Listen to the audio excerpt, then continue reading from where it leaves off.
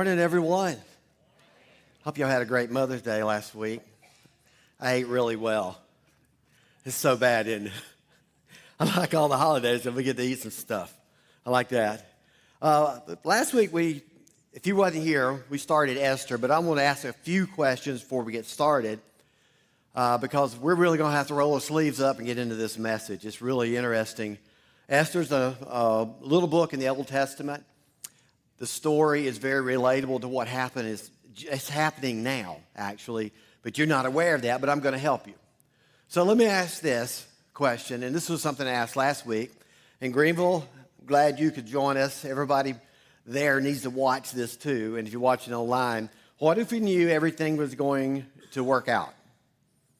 You say, what if you knew everything was going to work out?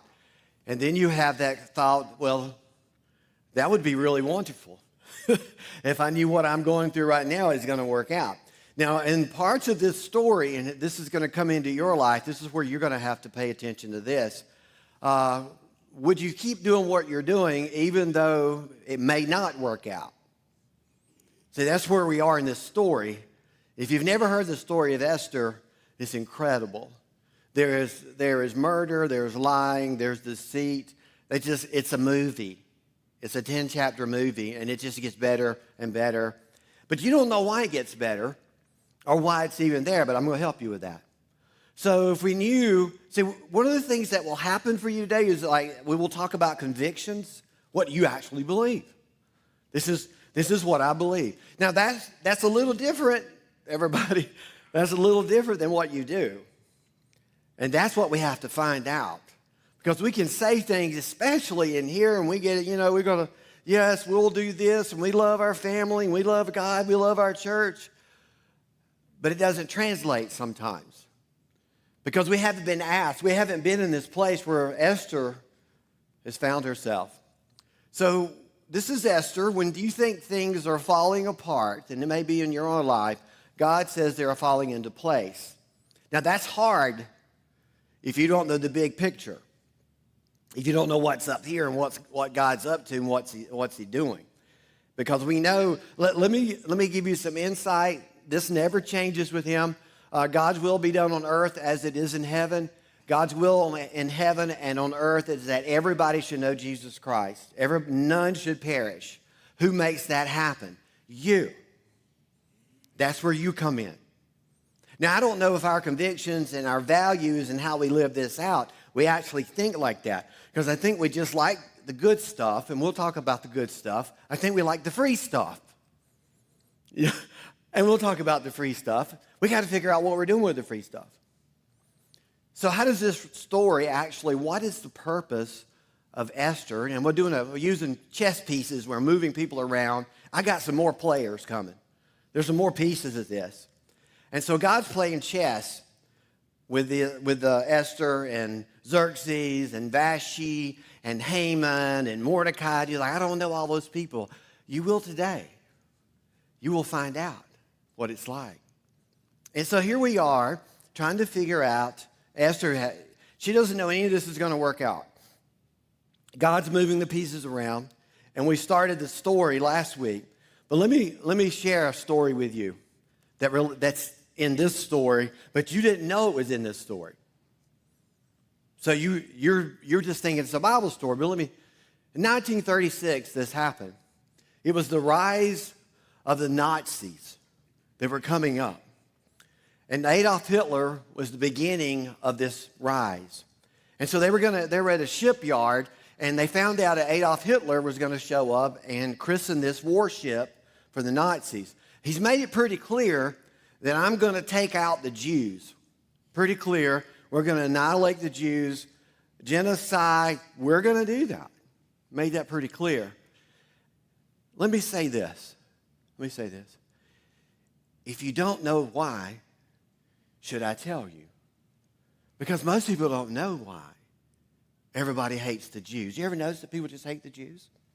God says he will bless the nations that bless them and curse those who curse them. And I am praying to God that America stays true to Israel. I'm a little worried about all this. I'm worried about everything because it's about people. When people get in charge, they mess everything up. Just like this story. So Hitler's coming out on this boat. And so they're waiting on that. And then Hitler appears, and he comes out on the boat, and they do this. Hi, Hitler. You know what that means. We know what history was, how horrible this was. Here again is another person through the centuries, over and over, thousands of years. Israel has always been persecuted. Take them out, put them in bondage, make them slaves, exile them. And here we are in 1936, and it's still going on, and we're going to take them out, and Hitler's going to be the guy to do it. But there was one guy in this photo. It's the most famous photo. And if you look really close at that screen, you can see that circle. This guy's doing this. This guy's folding his arms. He is not saluting Adolf. He is not for the genocide of the Jews. He's not going to do it.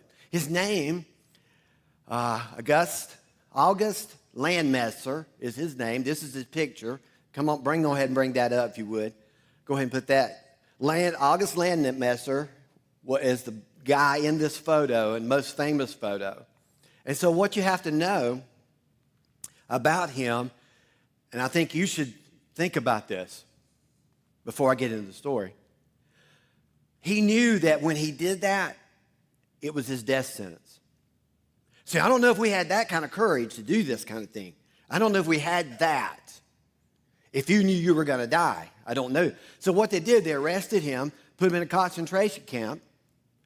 His wife dies in the concentration camp.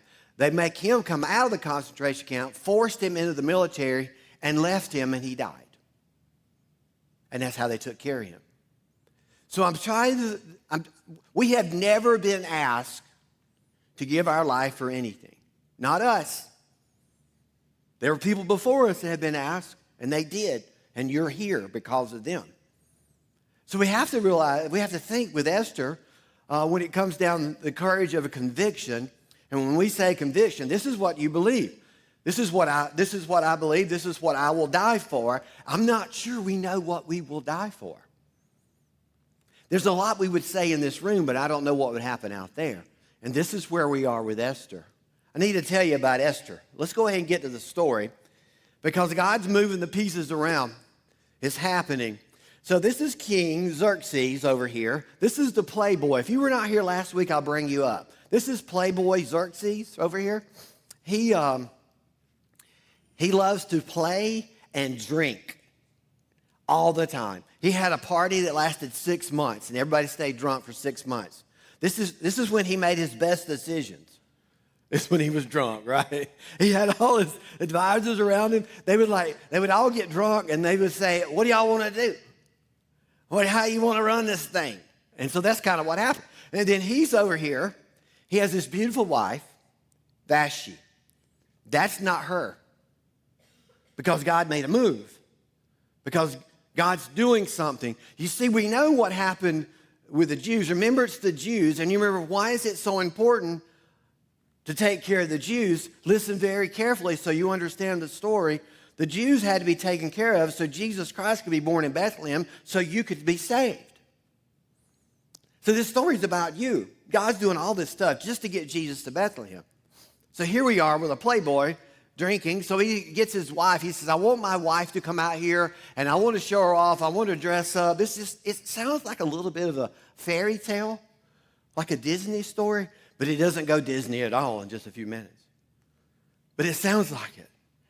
I want my wife to come out and parade around, let everybody see how beautiful she is. The problem with his wife, I don't know if you have this problem at home, she was hard-headed. Do you have anybody like that in your life? They won't pay attention. They won't do what they're supposed to do. And you're not, listen. You're supposed to do what he says. If you don't do what he says, you know what happens to you? You die. We're not in that place. We're not in that place, but these people are in that place. So they die. So Vashti said, "I'm not going to do it. I refuse." And then the men got together, all the advisors got together, drinking, all getting around. What are we going to do? We can't let a woman listen to this part. This This is what was happening. We cannot let a woman tell the king what to do. What happens if this gets out and gets into the home and the women start telling the men what to do? We got to do something about that. So king decided, okay, we're not going to make her queen. We're going to take her out. First move on the chessboard. God gets rid of the queen. What's God thinking about? All under here. Remember this, as these moves take place, all under here, here's what's happening. I got to get Jesus Christ, my son, to Bethlehem so you can have a seat at Marathon. That's what's going on. So God is moving things around. Got to save his people. So here we go. First move is get the queen out, Vashti. Second move is get a new queen. This is the cool part. Let's get a new queen. Well, how are we going to do that? Since I'm king, here's what we'll do. We'll take 1,400 beautiful girls. Now you think about this. 1,400 beautiful girls, and I will look at them, and we will give them beauty treatments for 6 months to a year. And then I'll bring them in, then I will decide which one is the most beautiful, and that's the one I'll pick. It's like a man, isn't it? You remember, she's hot, honest, open, and trustworthy. Remember? So this is what was happening. So the Jews are in exile in Persia, which is Iran right now. So we know these things are happening. We know that the Jews really don't have any say. Somebody's got to take care of them, and God was always taking care of them. So we know that God was mastering this. God is the grand master of this story and of your life. We know that. I'm going to allow him to move the pieces around.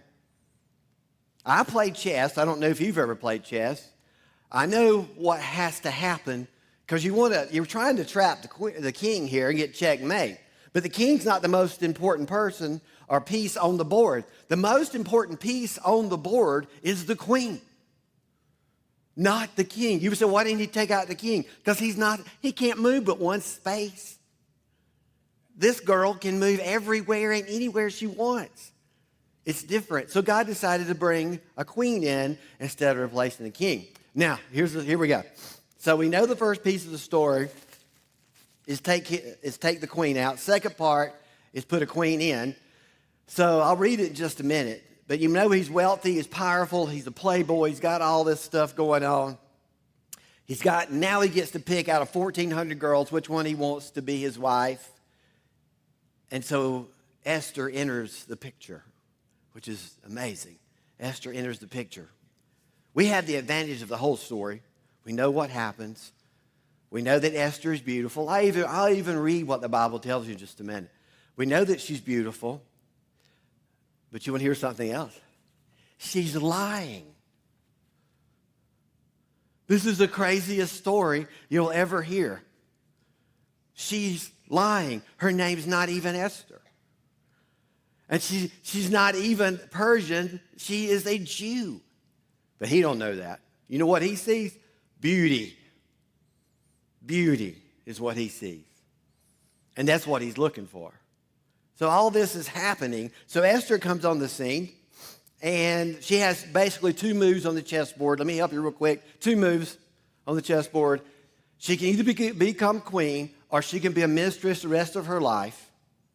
She's going to sleep with the king. But she can either sleep with the king being queen or a mistress. And if you're a mistress and you have a baby, they do not recognize that as part of the royal family. But here's what's going to happen to Esther. She can never go back to her life. Once she's in the palace, she's in the palace. So what would you do? This is a good question for you girls.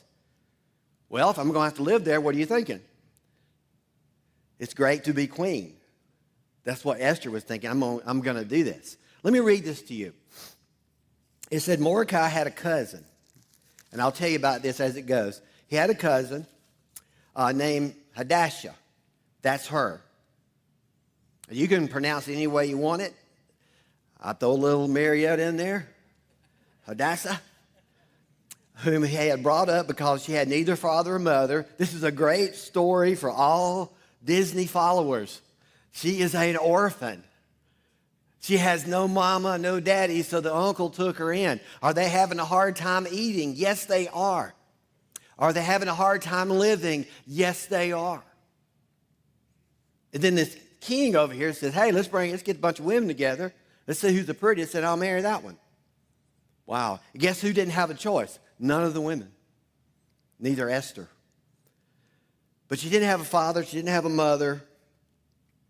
And let me show you this. This young woman was also known as Esther because they changed her name to Esther. A lovely figure and beautiful. Guys, stay with me. Don't lose me. Mordecai has taken her and his own daughter where her father and mother had died. So now we have this story that's about to unfold. We have a secret. There's two secrets, though. Two secrets in this story. There's two secrets. We have Esther's lying about her name. And then the next verse, in verse 20, I'm going to show it to you. He said, but Esther had kept her family secret, her background, family background, nationality, just as Mordecai had told her to do. So she is now, listen to this, she is now queen. She's lying about her name and her nationality. That's a big deal. If she ever gets found out, you know what he will do? He would kill her and just go get the next one. That's what he does. Third move God's making, I got to bring in the uncle who's going to be Mordecai. Mordecai is going to be the next piece of this puzzle, because this is a very important move. Now, this is about 3 years into this, and Esther's doing pretty good. She's queen, and she's eating good. That was the deal for Mordecai to make sure she was taken care of. And he would wait outside the gate every day just to hear what was happening and what was going on. So now she's been taken care of. She's had all her beauty treatments. About 3 years into it, everything's going pretty good. And then Mordecai is listening. He's listening to things. He's hearing things. During the time that Mordecai was sitting at the king's gate, just gets so good. Watch this. I can't even say those names. Bethanica and Teresh, two of the king's officers who guarded the doorway, became angry and conspired to assassinate King Xerxes. Okay, so now we have this. We have a conspiracy going on. Let me say this first. Everybody wanted him dead. They didn't like him. There's a whole lot of this going on. Have you ever watched all these movies, the kings and the queens and the monarchies and all the stuff that happens? They just don't like the king. They want him dead. So they had this thought. Now, Mordecai's at the gate hearing this. This is what's happening. But Mordecai found out about the plot. He found out about the plot and told Queen Esther. Let me say this. This is a bonus for her because, watch this, she has not been asked to do anything. Not yet.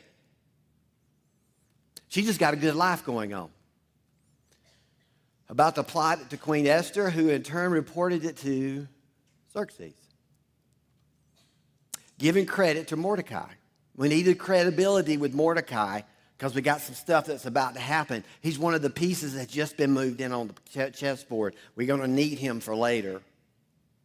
And when the report was investigated and found to be true, the two officials were impaled on poles. He didn't die really easy back then. It wasn't an easy death.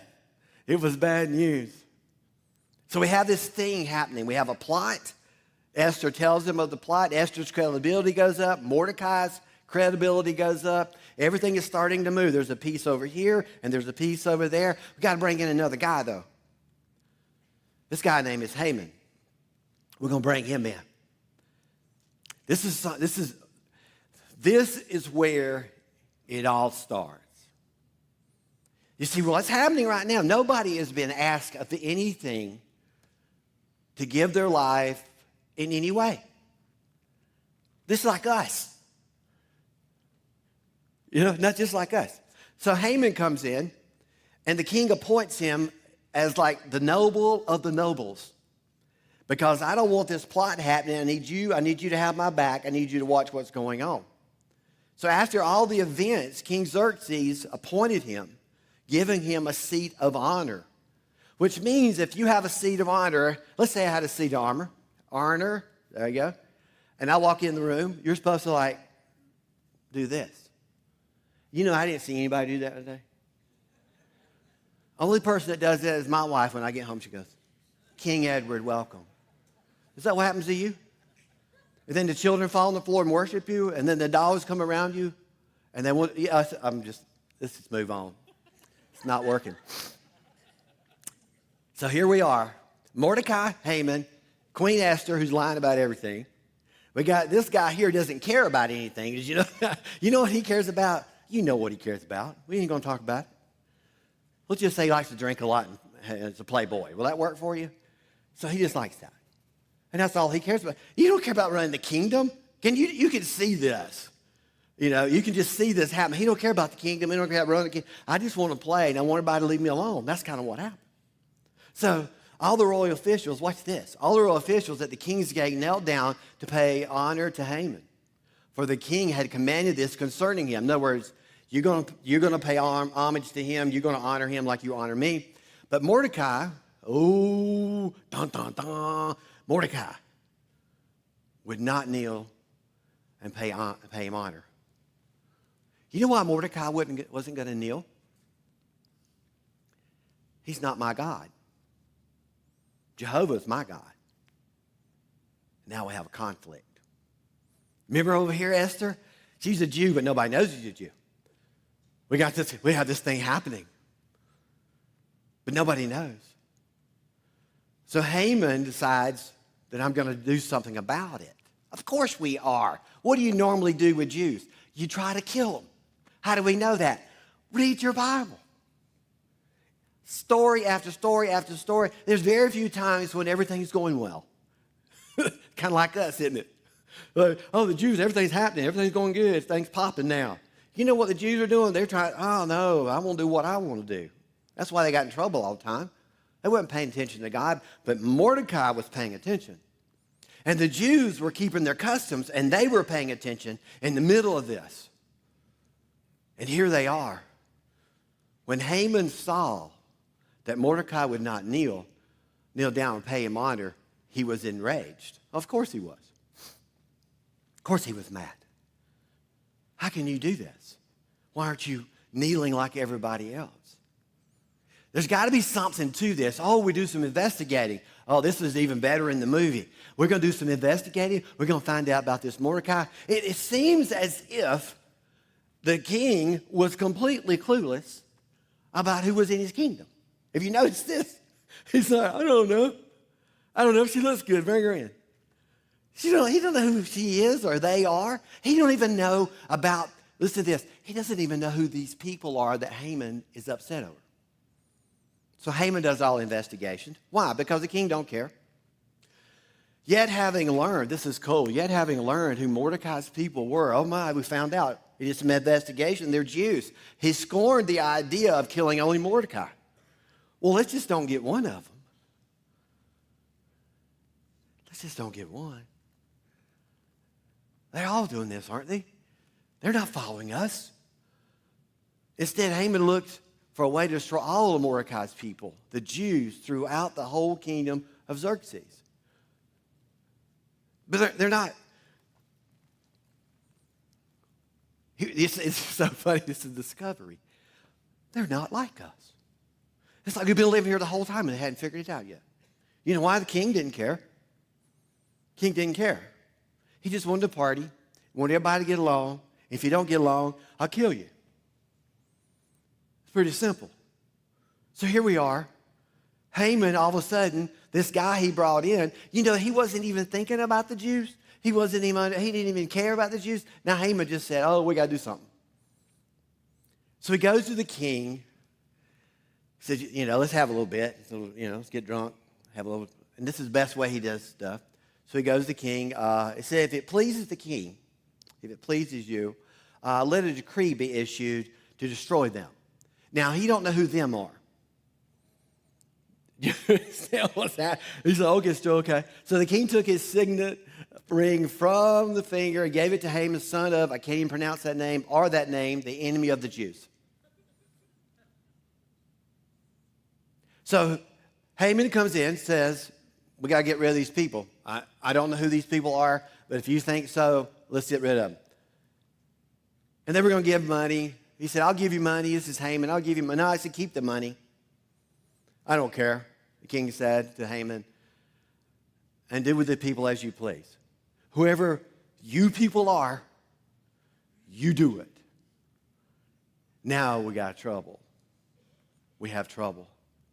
This is what they call, in this story, a Mordecai moment. What will you do? What would you do in this moment, knowing that you're about to be taken out? The people that live in Pattersville are all going to die. You. See, we have it. It's not even fair for me to say to you, give your life for something. It's not fair because we've never asked that. Has anybody ever asked you that? Like, you need to die for this? It's happening all over the world, but it's not happening here. It's hard for us to live for something, much less die for something. So we have this Mordecai moment. Now he's going to have to go talk to Queen Esther. He's going to have a conversation. King don't care. Haman's going to kill everybody. I'm talking about everybody. This is always the way it went. Murder the Jews. Murder the Jews. 1936, Hitler to the rise. Murder the Jews. They are still hated now. People are still shooting rockets at them. And you know why now? Do you understand why? Because they are God's chosen people, where the Son of God was going to be born through that race so that you could have salvation, the world could have salvation, and God was going to do everything he can to protect it. And he did. And he's got all this mess going on. He's got all these pieces happening. We have this Mordecai moment. I don't know, I have freedom. Let's talk a minute. I have freedom, but I didn't earn it. You know what I'm saying? We're the luckiest people in the world to be in America. That's why everybody's wanting to be here. I hope we keep our freedom of speech, and the freedom to go to restaurants we like. I hope we keep all of this stuff. But I didn't do anything to earn this freedom. But somebody did. They gave their life so that I could just be here and with you and think, what am I going to do after this service? That's where we are. So let's do this. So what would you die for? If you had a conviction of something. This is hard. Because you can tell me your convictions and what you believe in this room, but that doesn't mean you would go out of this room and do it. Would you die for your family? Not all of them. Am I right? Am I helping you? Not all of them. Some of them I don't ever want to see again. Is that where we are? Would you die for friends? Some of them. Would you die for your children? Well, that's pretty easy. Yeah, I would probably, yeah. Okay, we're good. We got that one. But nobody's asked you to do that. So what are you doing with this freedom? We're responsible for it. What do we do with it? See, this is that story where convictions come in, and I decide, would I die? What's this? Would I die for America? I'm having a hard time watching what is happening. When people gave their life so that we could choose what restaurant we want to go to today and come in here in air conditioning, have a seat, and hopefully you listen to me a little bit. So here we are. So when you say you have convictions, look, you want to do some convictions? Let's try this, because it's going to get ugly in a minute. But you know what's going to happen today? You're going to have to wait for next week. You hate me, don't you? You just hate me. I felt it. Let's talk about convictions. Let's say, what is your convictions about your family? I love my family. If you're a dad, I want to be with my kids. I want to raise my kids. I want to hang out with my kids. All this stuff you will tell me in this room. But then when you get out of this room, it's not a value to you. A conviction is what you believe, but a value is how you work it out. And most people never have value because, let me say this. So you want to spend more time I'm just going to mess you up. I will love my family, want to spend more time with my family. I want to be with my wife. I want to be a better this. I want to be a better that. That sounds really good in here. But when you go out there, let me ask this. You work a lot, many of you. You have kids. I'll say this as somebody who's older and mine's in college now. You will not have your kids very long. They will be in, they will be out. And then we will sit around and we can sit in a men's group. The men's group says, I'm going to be a better father. I want to spend more time with my kid. So let me ask you this. When you work, are you working because you have to work for food? That's different. For my family? Are you working all these hours for things? See, there's a value that's messed up.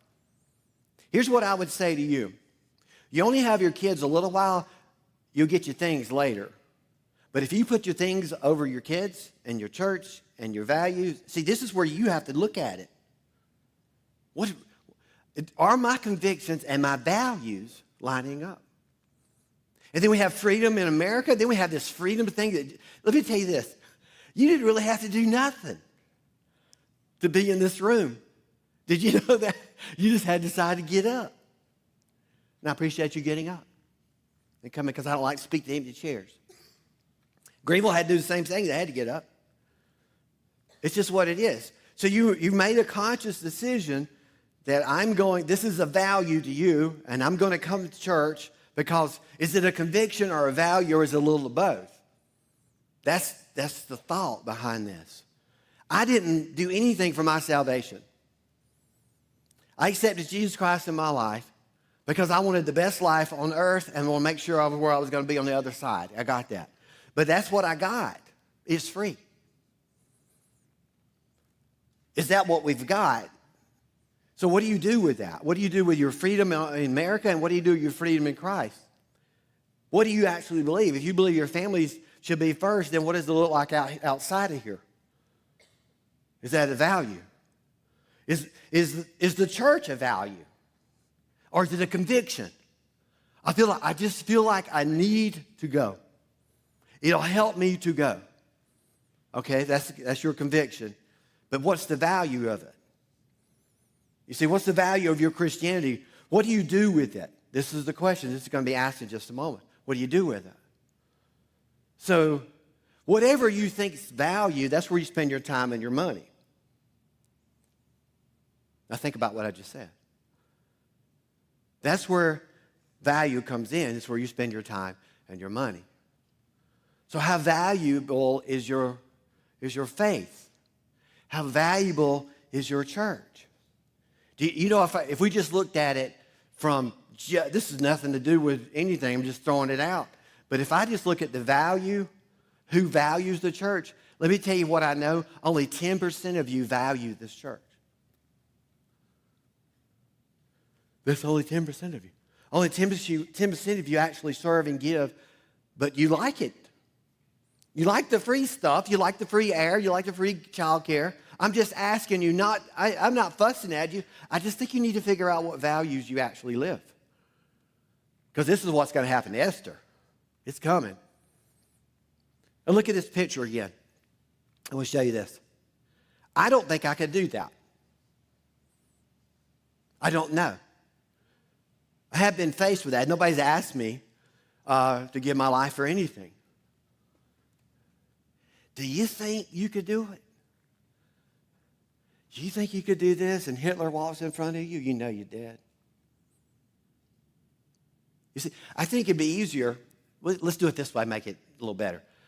I'm not going to ask you to die for anything. I think that's the easy way out. I think it's harder to live for something, just like your values, if you have them. Some people don't have any values at all. They just go day to day, week to week. We like the free stuff, but when it's not free, what do? Decide now what you will do then. This is where we are in this room. This is where we are in this room. This is where this story is. God is orchestrating your life. He's putting the pieces together. I have to think, though, that you need to figure out in your own way, in your own life, how does these values work out here? What do I really love? This is that Mordecai moment when you have to stand up and say, this is what I'm going to do, because it's about to happen. When Esther's words, watch this. Esther said something to Mordecai. He said, listen very carefully, you can't go before the king unless he calls you. Does everybody understand what I just said? I can't enter in the king, and I can't go into his room. If I go into his room without being called, I am dead. So she told him. She told him. When Esther's words were reported to Mordecai, he sent back the answer. Watch this. Do not think that because you are in the king's house, you alone of all the Jews will escape. You won't escape. You won't escape. Okay. What do I value here? Most people, I value my life and forget you. You know, when you play chess, watch this, when you play chess, there are some pieces that have to be sacrificed for the game to work. Somebody has to lose their life in order for somebody to win. So this is where we are. Right now, it's been a really good story. We're playing dress up, and I'm in the king's house, and I'm eating really good, and we're having parties, and everybody's having fun, and now it's about to get really real. He said, if you remain silent at this time, if you remain silent, relief and deliverance for the Jews will arise from another place. You want to hear something very cool? God will do it another way. Why? Because we're going to save them. Because if we don't save them, you're not going to be saved. This is your story, not just a story. But you and your father's family will perish. And who knows but that you have come to a royal position for such a time as this. Now think about that. I am almost done. But think about that. We are born for this moment and this time. When I got my daughter, she was 3 years old, and I blinked, and now she's a sophomore in college. Do you see how that worked? It's like, pfft. So I decided, and this is what you have to do too.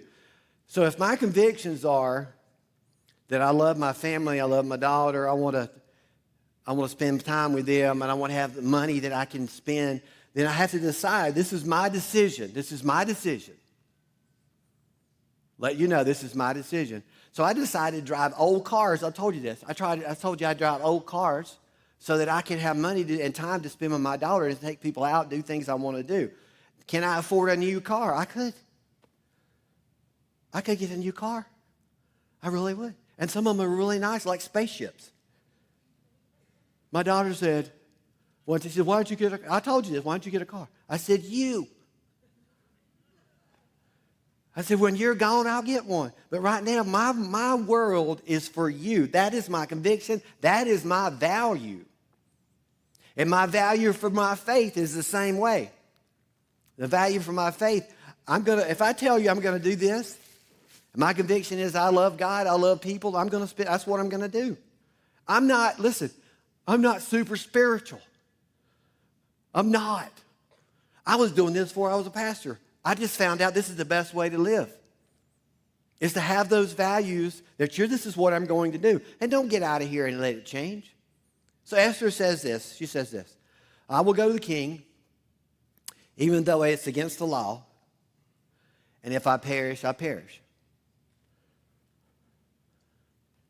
I've never been there. She asked all the people, all the Jews, you need to pray, you need to fast, you need to do all these things. I'm going in. I'm going to die anyway. I have never had that happen in my life. I've never been asked to give my life for anything. I have the benefit of all the free stuff. You see, I got free salvation. He just asked me to follow him, not just to believe. Follow him with everything. Your heart, your time, your money, everything follows him. Not just belief. We know that the chess game, the queen is the most important. And this is where we are in this story. She's about to make a big decision. We can either make a stand up like Mordecai, and speak up like Esther. Here's what I would say to you. And you will forget this by Wednesday. But you don't need to forget this. What are your convictions, and what do you do with those? Is your faith important? Is the church important? Or is your family important? Then don't tell me it is, and you don't do that. Some of you are working for so many things. I know this is going to sound terrible. Sell something. You get the kids one time. Sell something. Be with them. Don't tell me you want to do it. Do it. Stand up and do it. Y'all stand with me. Let's all stand. Greenville, stand with me.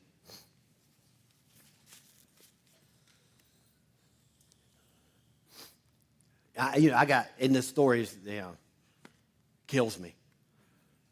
Do you know how big you feel? I feel like this big when I read these stories and these people walk in and they do these things. You know what I'm saying? They're walking in like, I'm coming in. I'm going in, King. I'm going to go in. You didn't call me. But if I don't go in, my people are going to die. I've never had that one. Landmesser, the German. I don't know about that. I don't know.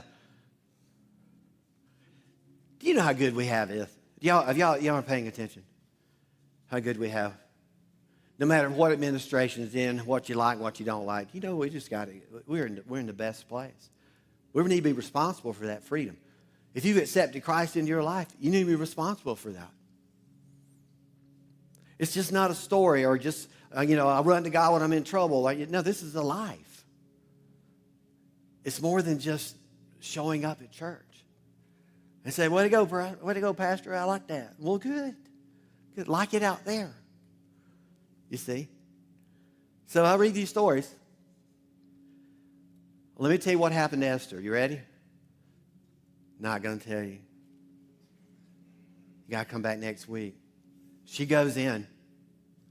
So it would be, I would ask this question, what's your next move?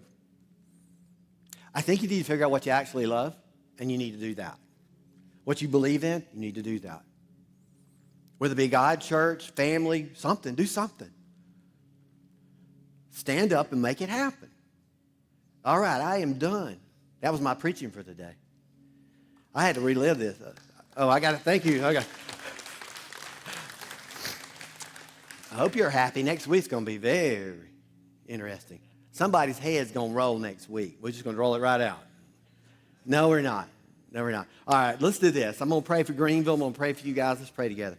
Father, thank you so much for what you have done. Thank you for the people in this room and in Greenville and all over. I pray we will stand up for what we believe and we will live it.